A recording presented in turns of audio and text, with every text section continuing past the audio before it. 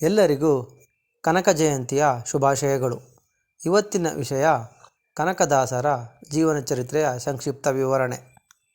ಹಾವೇರಿ ಜಿಲ್ಲೆಯ ಬಾಡ ಗ್ರಾಮದಲ್ಲಿ ಬೀರಪ್ಪ ಮತ್ತು ಬಚ್ಚಮ್ಮ ಎಂಬ ದಂಪತಿಗಳಿಗೆ ಮಗನಾಗಿ ಜನಿಸಿದರು. ಬೀರಪ್ಪ ಮತ್ತು ಬಚ್ಚಮ್ಮ ದಂಪತಿಗಳಿಗೆ ಹಲವಾರು ವರ್ಷಗಳ ಕಾಲ ಮಕ್ಕಳಿರಲಿಲ್ಲ.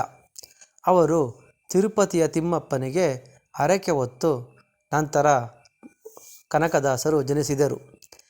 ಬೀರಪ್ಪ ಬಂಕಾಪುರದ ದಂಡನಾಯಕನಾಗಿ ಉತ್ತಮವಾಗಿ ಆಡಳಿತ ನಡೆಸುತ್ತಿದ್ದರು. ಅವರ ಅಕಾಲಿಕ ಮರಣದ ನಂತರ ತಿಮ್ಮಪ್ಪನಿಗೆ ಪಟ್ಟಾಭಿಷೇಕ ಮಾಡಿದರು. ತಿಮ್ಮಪ್ಪ ನಾಯಕನಾಗಿ ಆಡಳಿತ ಮಾಡಿದನು.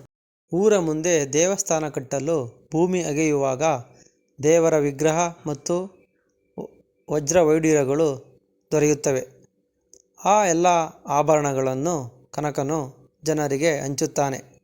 ಆದ್ದರಿಂದ ಎಲ್ಲ ಜನರು, ಪ್ರಜೆಗಳು ಇವರನ್ನು ಕನಕನಾಯಕ ಎಂದು ಕರೆಯುತ್ತಾರೆ.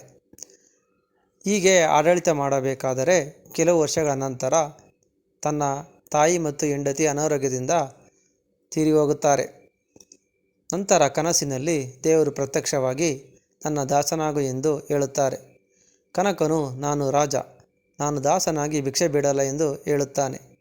ನಂತರ ಬಹುಮನಿ ಸುಲ್ತಾನರು ಬಂಕಾಪುರದ ಕೋಟೆಯ ಮೇಲೆ ದಾಳಿ ಮಾಡಿದಾಗ ಯುದ್ಧದಲ್ಲಿ ಕನಕನು ಕೆಳಗೆ ಬಿದ್ದು ಪ್ರಜ್ಞೆ ತಪ್ಪುತ್ತಾನೆ.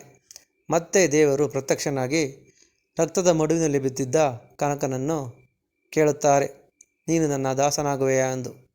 ಕನಕದಾಸರು ಎಚ್ಚರವಾಗಿ ನೋಡಿದಾಗ ದೇವರನ್ನು ನೋಡಿ, ನನ್ನ ನೋವು ಮತ್ತು ಗಾಯಗಳನ್ನು ವಾಸಿ ಮಾಡು, ನಾನು ದಾಸನಾಗುತ್ತಾನೆ ಎಂದು ಹೇಳುತ್ತಾರೆ.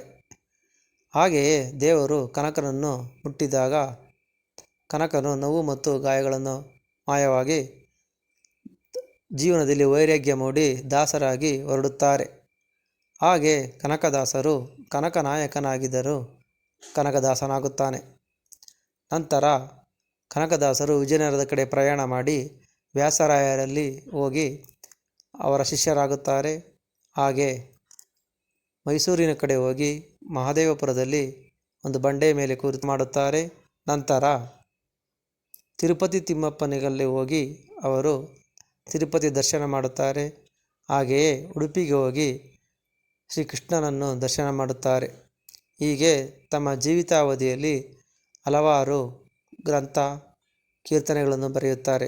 ಮುಖ್ಯವಾಗಿ ಮೋಹನ ತರಂಗಿಣಿ, ನಳದಮಯಂತಿ, ರಾಮದಾನ ಚರಿತ, ಹರಿಭಕ್ತ ಸಾರ ಹಾಗೆ ಹಲವಾರು ಕೀರ್ತನೆಗಳನ್ನು ರಚಿಸಿದ್ದಾರೆ.